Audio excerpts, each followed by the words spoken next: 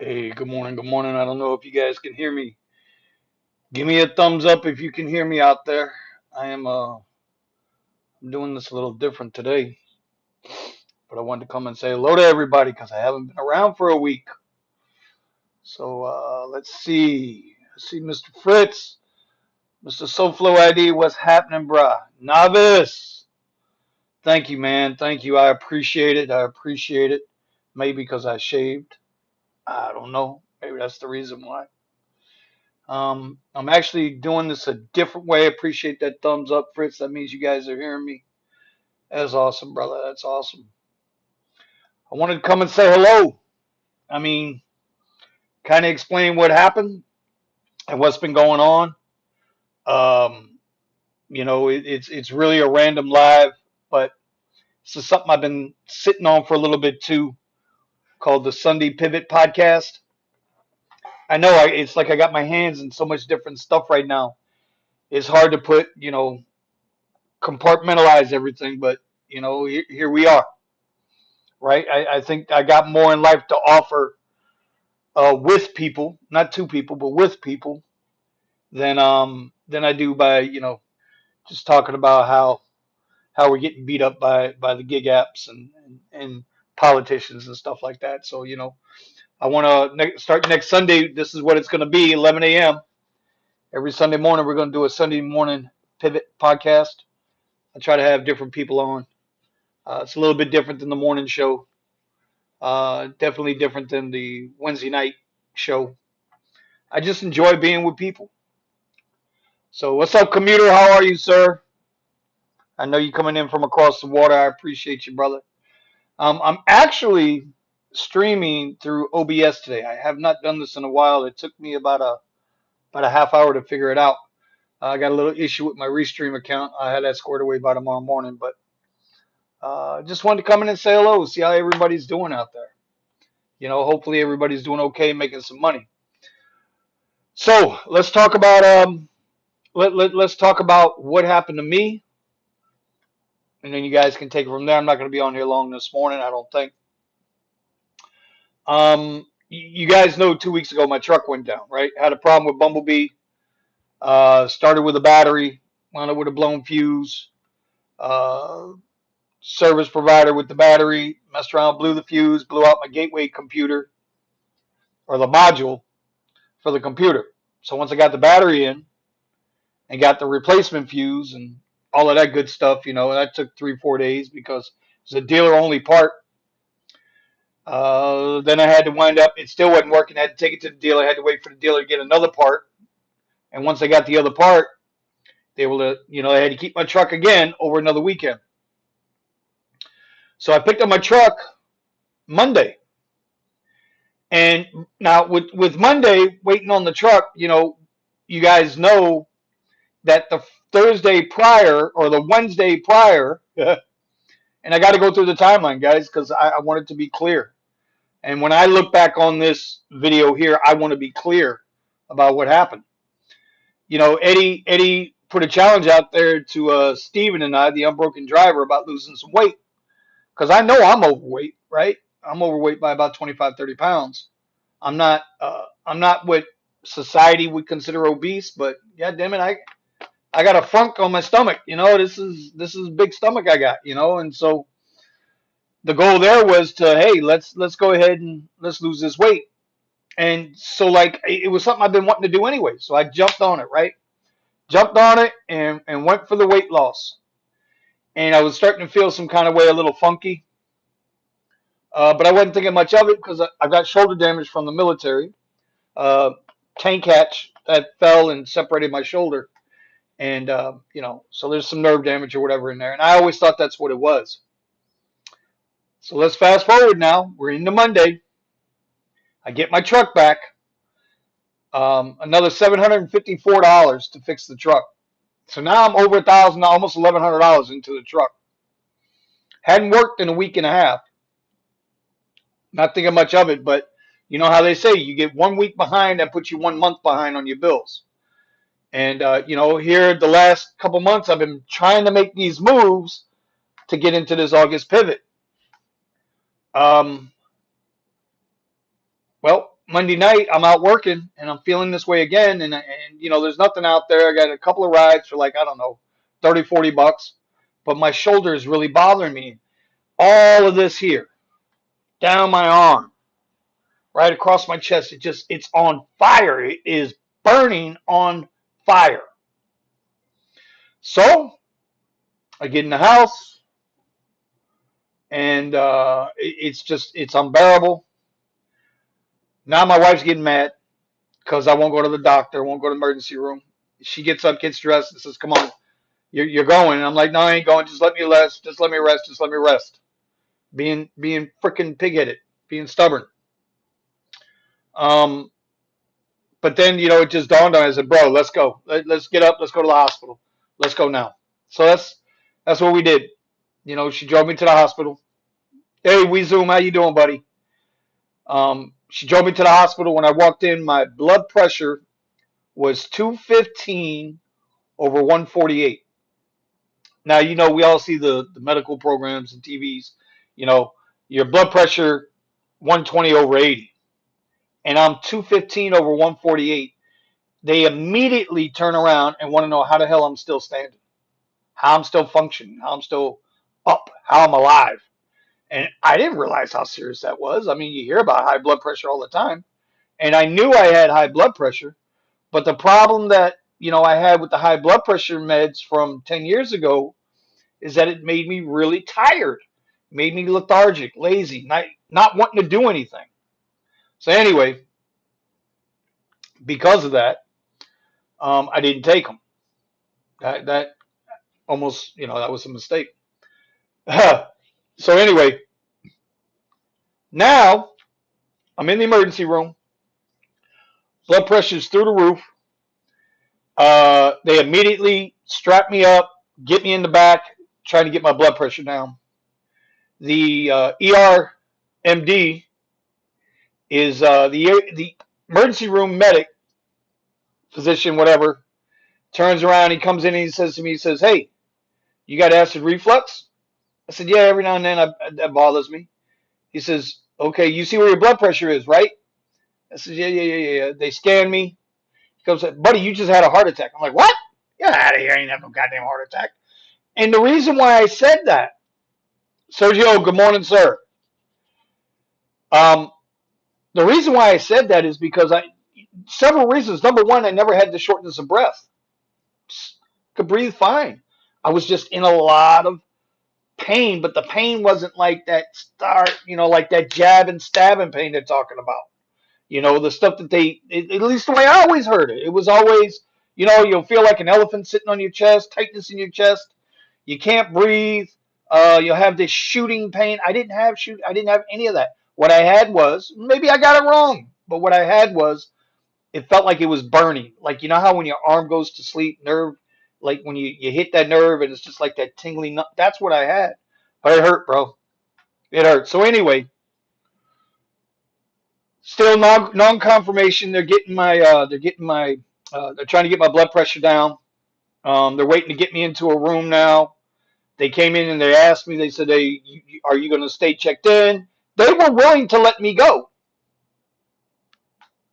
Now, if somebody's having a heart attack, you wouldn't think that they would be willing to let you go, but they were. They said it's up to me whether I want to stay or I want to go. When I sit back and I think about all this, if they're telling me I had a heart attack, and I know that they jabbed me in the wrist now, right? Still got the Band-Aid there, 20 gauge hole right there through my main artery there, whoop, all the way up into my heart. How do they even let you go, right? Why? How is that an offer anyway? I said, "No, you can, let's stay, let's get admitted, let's get done." So the next day, um, yeah, that could be. That could be. Sergio says, "I ignored all the signs for a long time. Maybe you'll give up on your pig-headedness." You know what, Sergio? I'd say we're creatures of habit. And I mean, it's no secret in my world, at least, to my family, my kids, wife, everybody, they know I have a high tolerance for pain. I can really, I can take it. I can give it, but I can take it. Anyway, so So the next morning, I meet, my cardiac doctor, the one assigned to me. Nice guy, Brzezinski. Young guy too, man. Maybe in his late 30s. I mean, young guy. But he came in, he laid out a whole thing. They're going to do all the tests they're going to do. I'm like, okay, no problem. So now I know I'm going to be stuck in the hospital 5, 6, 7 days. Um, but I'm feeling better now, right? Like I'm not feeling a lot of that pain. I seem to be resting okay. But then it just kind of gradually started creeping back up on me. I'm like, okay, they're getting the pains right. Mr. Bucky, how you doing, brother? How are you, man? Good morning. Good morning. So anyway, we get through all of this. Wednesday, I wake up. Tuesday, we just had some testing, nothing major. Wednesday, I wake up. They tell me I can't eat. We're going to do a stress test. But I am so weak Wednesday morning. No energy. Now, mind you, I had not eaten a damn thing since Monday afternoon. This is now Wednesday morning. And my body's telling me I need to eat, but I'm not allowed to eat because we're going to do a stress test. So I'm pushing them that I'm in ICU. Oh, did I tell you guys I was in ICU, by the way? Tuesday, once I was in the hospital, I was in ICU. There's so much to the damn story, man. I'm just trying to get it off my chest. I'm glad you guys are here and listening to me. So anyway, they come and they do an echocardiogram. You could tell the chick who did the pictures. It's a sonogram for your chest, for your heart. They do the echocardiogram. She takes off. Next thing I know, the ICU nurse comes over and says, "Okay, you won't be doing a stress test today. We're going to bring you some breakfast." They bring me some breakfast. I'm waiting on the cardiologist to get there. I'm trying to eat the eggs. Like, forget how bad they tasted. I didn't care. I needed to eat. I was so weak I could not eat. I couldn't feed myself. You know how hard that is for a grown man to admit I could not feed myself. So anyway, Sergio, we're going to get there in a minute. At this time, no, I didn't know anything. In fact, the only thing I had heard about up until this point, this is Wednesday morning now, 10:30 in the morning, was the ER doctor is the one who said I had a heart attack. No one in the ICU had mentioned heart attack. The cardiologist, when I first met him, didn't mention a heart attack. At this point, I still didn't know what the hell was going on, and nobody was talking to me. So I'm like, what's going on? Next thing I know, I can't eat. I can't get the food onto the fork. I can't eat. Cardiologist shows up. He says, "Hey man, we're going to get you out of here in about an hour and a half. We're going to send you down to another hospital, a cardiac hospital. We're going to give you a cath, and we're going to see what's going on." Now I'm like, "Oh shit, what are we talking about here?" I says, "Hey doc, just level with me, dude. Tell me what happened." He says, "Well, you had a heart attack. Now it's confirmed on Wednesday, 10:30, 11 a.m. It's confirmed that I've had a heart attack." And they guess so what they were telling me was, if this is your heart, you got a muscle down here as well, right? So the blood flows in, flows out, whatever. Well, the bottom half of this muscle was lazy. It wouldn't. It's supposed to pump like this, both top and bottom together.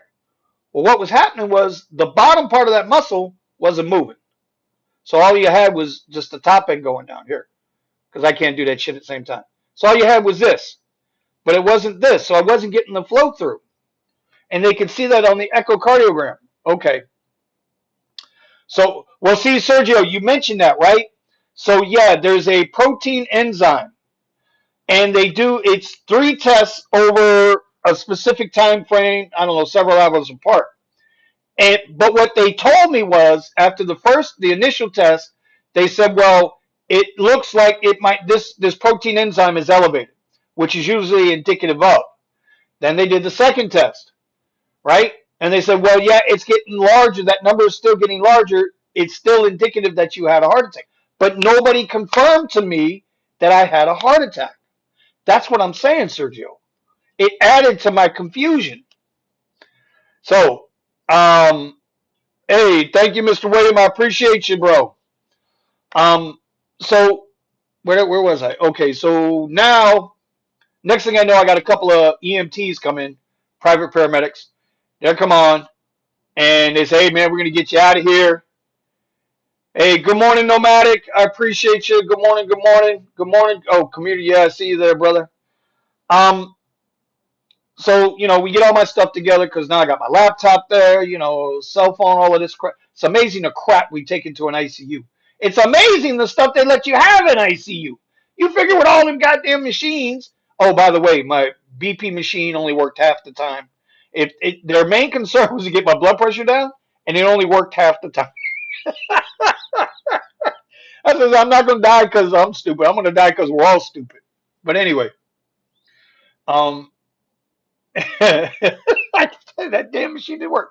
Anyway, they get me onto the rolling gurney, whatever, and we're down in the truck. And as soon as we get in that truck, the guy with the attending EMT with me, he's like, "Bro, be thankful we just got you out of there." He says, "Where we're taking you to, they're going to get you hooked up. They're going to get you squared. You're going to the best.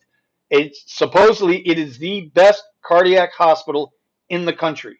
Out of 160 something cardiac hospitals, West Side Regional Medical Center down here in Plantation is rated number 1. That's what they said. I don't know, but I'm going to tell you what. By the time my cardiologist got in there that morning, 10:30, 11 a.m., by 1:30, I was 30 minutes south to another hospital and on the table getting shot with the anesthesia to put my ass out so they can complete the surgery. Within 2.5 hours, they got me from no, we can't do this to done under the knife, so to speak. Unbelievable, bro. Unbelievable. I now well, we won't talk about that anyway. So I remember they get me on the table. The one guy's talking to me, telling me what the procedure is, what they're going to do. They offer you. There's 3 different ways they can get to you. Generally, they used to go through the groin area and then escape up through the artery there and into the heart. Now they go through the wrist, but they prepare both areas. So I got a special haircut, y'all. I'm man enough to admit I got a special haircut in that area. Um, the shit, the shit we share on the internet.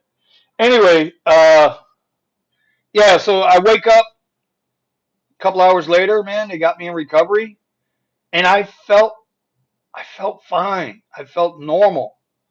I felt good, right? No pain, no nothing. All right, Sergio, we'll talk, buddy. Go enjoy that soccer game, Hoss. So anyway, they got me all set up. Surgeon comes in and sees me the next morning.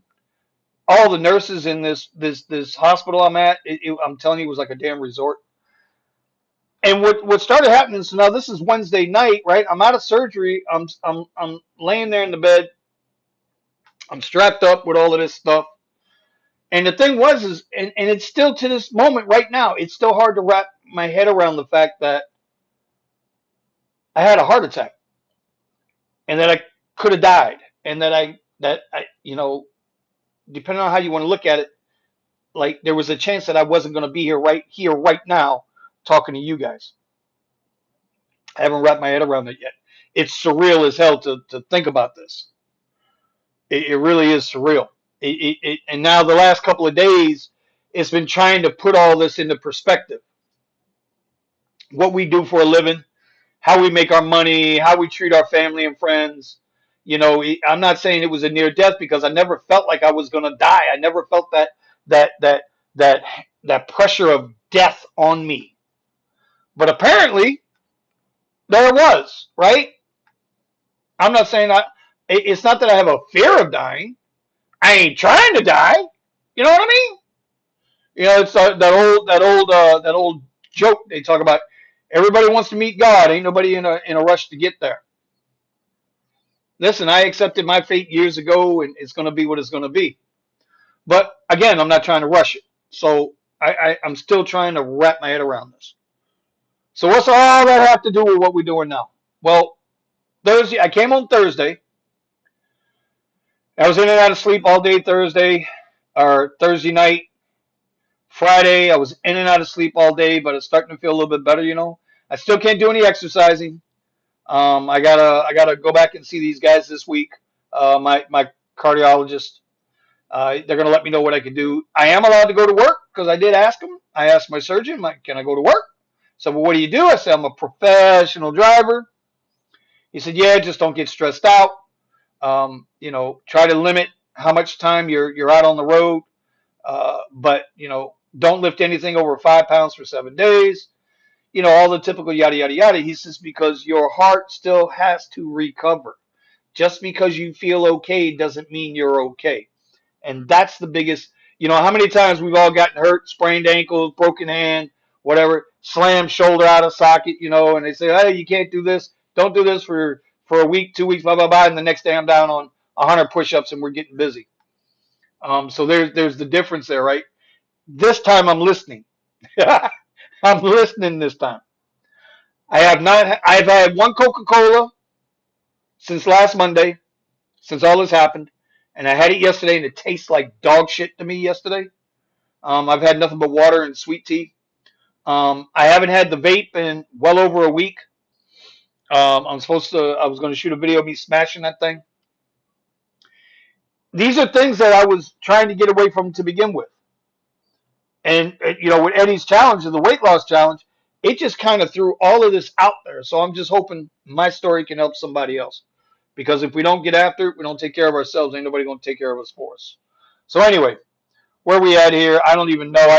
I'm so different here, dude, right now with how I'm set up and running through OBS. I don't know who's with us, who's not with us. I have no idea. So hopefully everybody's okay out there. What we're going to do Sunday mornings, 11 a.m., man, from now on. We're going to do as the thumbnails showed, it's going to be the Sunday Pivot podcast. We'll bring on different people. We'll bring on some people that we know, people that we don't know. And we just need to start talking about pivots because people live by this gig work. They get so comfortable with this gig work that they forget about doing anything else. And then when the gig work is terrible, is bad, is horrible, and that's all you hear about, I mean, there's not a lot positive to say about what's going on in the gig world, right? It's like, but what else do you do? Well, people get lazy, they get lethargic, they have no desire, or they don't think it's possible, or they become undisciplined and won't chase something else, something bigger, something better. We have to be honest with ourselves that we always have to have some kind of pivot in the background. Something, when you go in the kitchen and you go to cook, right? Most kitchens that I know of got 4 burners, right? You got 4 burners. You got a big burner for the big pot of macaroni. You got a medium-sized burner. Could be a little gravy. Well, you guys know what a sauce, I call it gravy, right? Could be a little something on that medium burner. And then you got 2 smaller burners. And here's the thing with pivots. Multiple streams of income. Some type of way to sustain yourself. You got to have your big burner going, full blast all the time. You got to have that medium burner with something really good in there, right? That's coming along, coming along. And then you got to have the 2 smaller burners with something simmering in case one of the big burner or the medium burner goes out. And you see all this crap online about YouTube videos and social media and yada yada yada about how, oh man, make $5,000 a day, make $2,000 a day. I make $500 a day. That I've learned so much by being down. I thought I was watching some YouTube shit, man. I've been consuming so much YouTube because I already am an analytical person.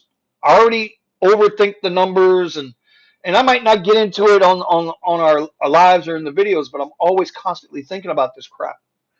And I'm going to take myself. I'm out of work 3 weeks now. That means I'm going to be 3 months behind. I'm up against it right now. This has nothing to do with, something that might be put away somewhere, for 5 years down the line, 10 years down the line. Right now, my ass is in the chink. I'm telling you, I'm up against it. I am up against it. As slow as it has been, with my pivot to pivot down, with my whole like I've got a whole, here, I'll show you. I got a whole book, right? A whole book of a game plan. And everything about this game plan has been getting punched in the face. First, Hertz changes their rates on the rentals. So that puts me, a month and a half, a month behind. Um, Paying things off, making moves around to try to get this done so that I'll be ready to do this and do that, because at the end of the day, we don't know what the economy is bringing. So my whole picture, my big picture, oh man, it's all jacked up right now. But I'm gonna still make it work. I gotta do some things, between today and tomorrow and the next day. But I gotta make it work because I'm not a quitter. I'm not a quitter, and I know it's the right moves. But I'm gonna have some pain getting from point A to point B. But that's the whole point of the pivots.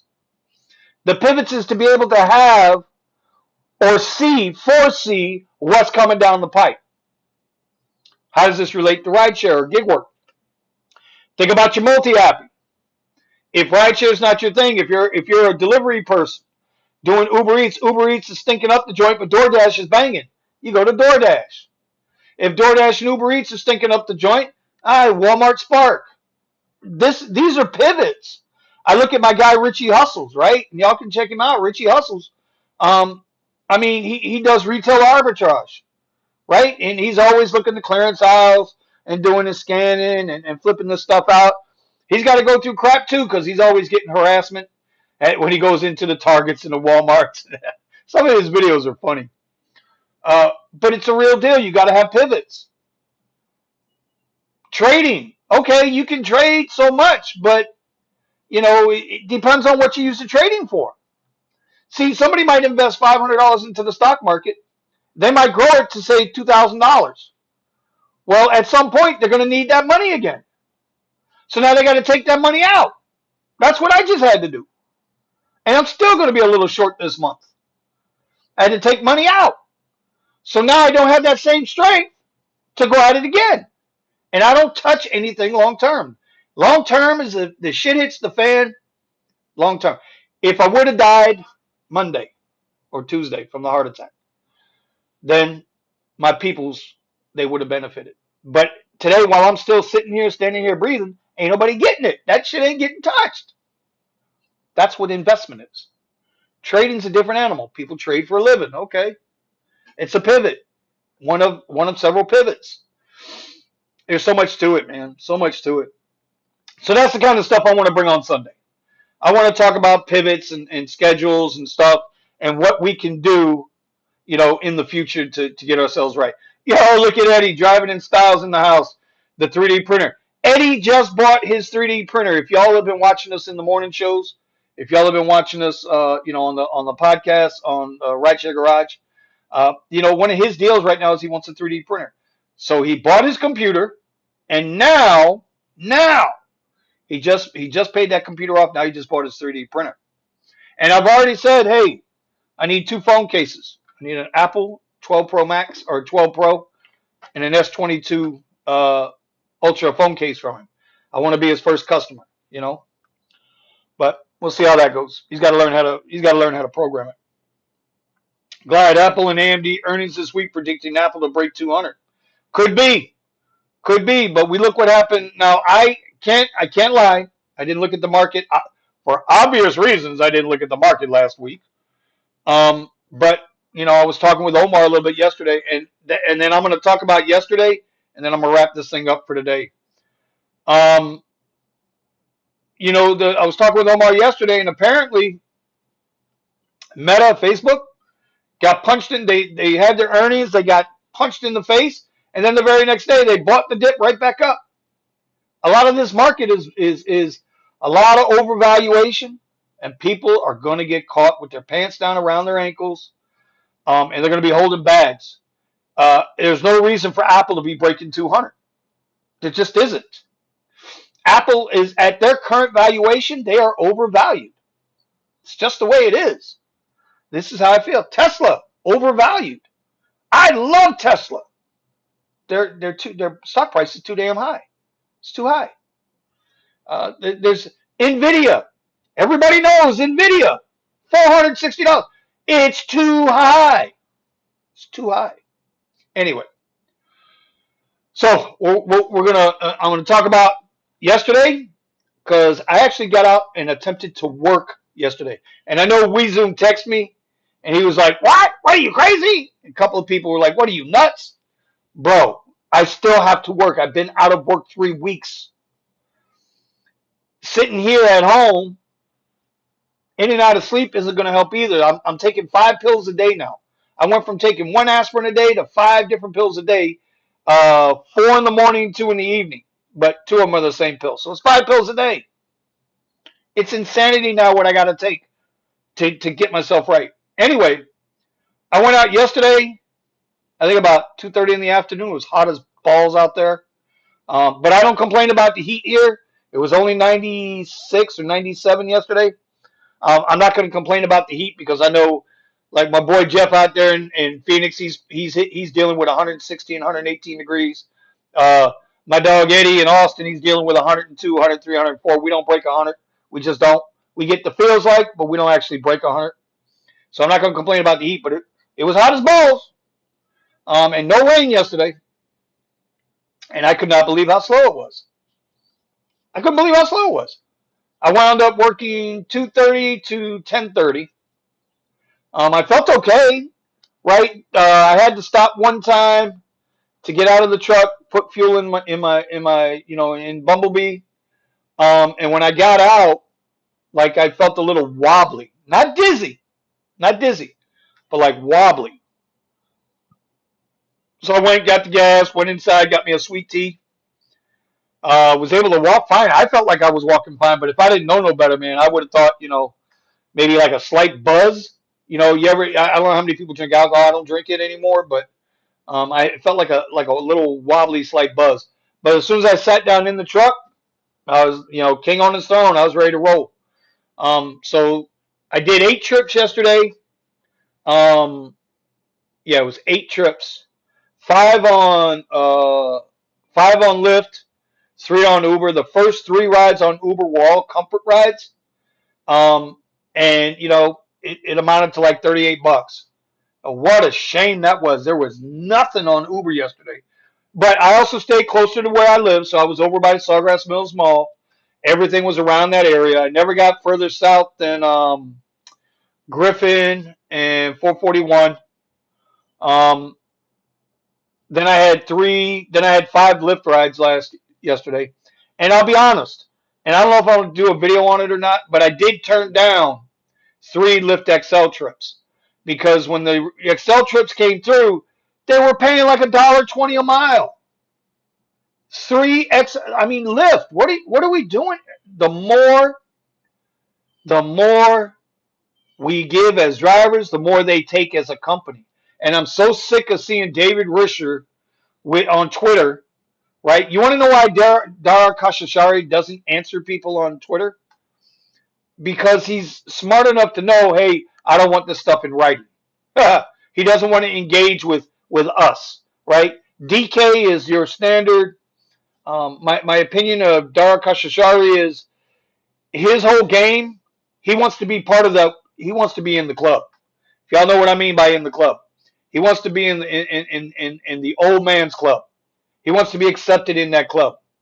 And I got a whole theory on why I think he was made the CEO of Uber to begin with, because he came from Expedia.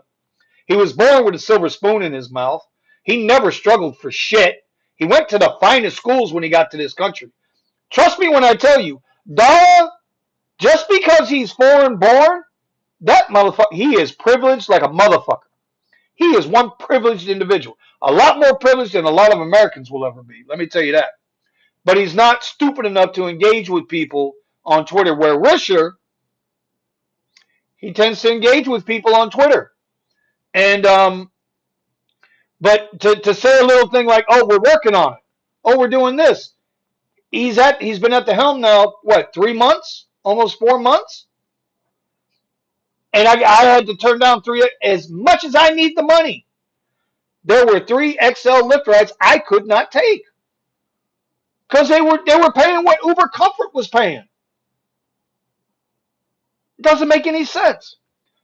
And then in that same breath, the Lux rides, what I get? I got two.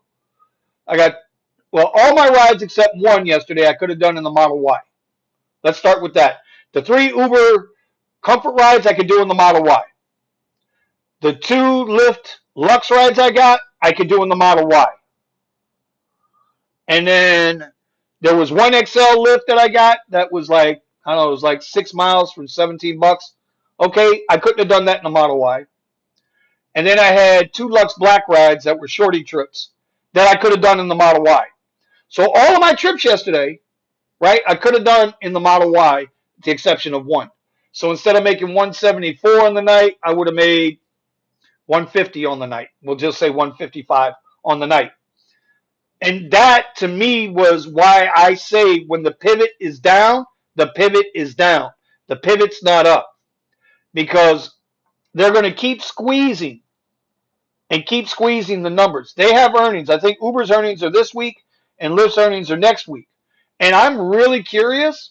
And when you say, well, I'm a driver, it doesn't matter to me, I'm not a stockholder. It does matter to the drivers because what they tell their investors, it's called their forward guidance, their guidance. So they're going to announce how much money they made, how many bookings they had, what their profitability or what their plus minus was. Um, and that's another thing when they're quarterly reports because they're all unaudited. So that's like saying I could go to I could go to the bank and tell the bank, hey, listen, I made 300,000 last year as an Uber X driver. Yeah, I only took 12 trips, but I made 300,000, and you're just going to accept those numbers as being real. It's unaudited. So there's nobody there verifying these numbers or how they play with the fuzzy math. That being said, their profitability, as much as they're squeezing drivers right now, their profitability should be through the roof because every driver on every platform right now is making less money. When we have our little internal discussions in the garage, we're always talking about how drivers just want the drivers sign up for our channels for two reasons. There's only two reasons why drivers sign up for YouTube channels, right? One, they like the drama. They want to be around people so that they know they're not the only ones feeling the frustrations and the pains of trying to do a good job as a driver. So, that misery loves company, and I'm not saying that in a negative way. But, like-minded people are always going to group together. So they go there for that. Where on the surface it looks like a negative, in reality it's a positive. It keeps the driver from going nuts in the car because they're not the only ones experiencing the bullshit. That's number one. And then number two, the reason why drivers always sign up to YouTube channels, because they're always trying to find the magic bullet. Who's going to help me make more money? And the reality is, the sick, sad, harsh reality of it is that there is no magic bullet. Because what works today might not work tomorrow. Right? Prime example of this. Prime example is Jeff's channel, Uber Jeep AZ. He's going out and he's making, if you check out his channel, he's putting up hour and a half, 2.5 hour long videos. That's over a span of 8 to 10 hours a night, right? He works the overnight shift. And you look at this and you say to yourself, Jesus, okay, he's only out an hour and a half. No. Homie's out 8, 10 hours a day trying to make the money. And he is telling you and sharing that frustration that he's going through. And the only thing you can take away from that is A, I feel your pain, right? And B, wait a minute, wait. What did Thomas just say? Hold on, Thomas, I'll get to you in a minute. And B, how he's adjusting while he's driving. His in-flight moves, right? His real-time adjustments. Nope, not going to take it. Nope, not going to take it. Okay, this is going to take me where I want to go. I'll take this to maybe get another ride. And so, like Jeff right now, more than anybody on the internet, especially if you drive what I call the tier 1 platforms, right? The non-Wakanda, the non-vibranium platforms. He's the only guy out there that's showing it in and out, in and out, in and out. Now, there is another guy, Blake Drives out of Vegas. He's just a happy-go-lucky dude, man. He's having a good time with it. I like the way he makes his videos. But he's still new. He's a rook. So he's got that rookie enthusiasm. So anyway, I went out. 8 rides, 7 rides, whatever it was, $174. I got to go out this afternoon again because I got bills. I'm just not going to go out at 2:30 in the afternoon. I'll probably go out about 4:30 and see what I can make. I got to get back into the swing of it. And the whole time I got to get back into the swing of this, I got to watch my health. Now my health is a priority. It has to be a priority. So Thomas Lau says, I want to see you put yourself in timeout on this stream. LOL. There is no time. Yeah. Yeah, no, not gonna be able to do that here, brother. I came through I'm not using Restream right now. I'm using my OBS Direct into Facebook. I actually have I guess it's about a 10-second delay. Um anyway, that's what's going on, y'all. Uh we're gonna wrap this up. I appreciate you stopping by and giving me a little bit of your time. I hope everybody's out there doing well. Um I do have the other channel like built. Ain't nothing on it yet because obviously I went to the hospital. So get my steps in is a real channel now. If you want, I'll go back. I'll put the link down below. If you wouldn't mind, I'd go give that a sub because that's going to be all about getting my steps in and what I do throughout the day to try to get myself healthy. I'm no physical fitness nut, y'all know that. But you know what? There was a time, bro. There was a time. I was pretty goddamn good, man. I was pretty good. Anyway, all right. I'm gonna let y'all go. I appreciate y'all stopping by. Um, this is where we're at, yo. Every Sunday, 11 a.m. Eddie and I will be back tomorrow morning, 9:25 a.m. for the In the Morning show.